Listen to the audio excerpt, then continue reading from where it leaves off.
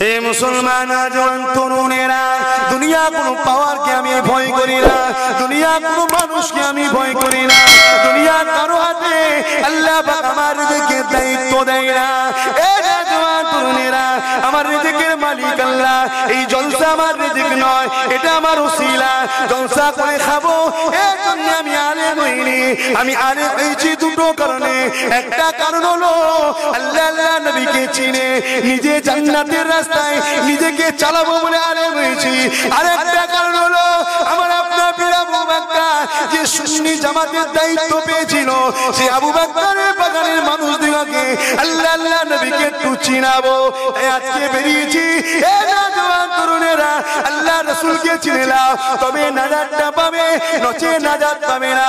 কত ফুরফুরায় গেছো, কত তাকবীর দিয়েছো, কত নামাজ পড়েছো, কত রোজা রেখেছো, কত হজ করেছো, এসব কথা আল্লাহ পরে জিজ্ঞাসা করবে।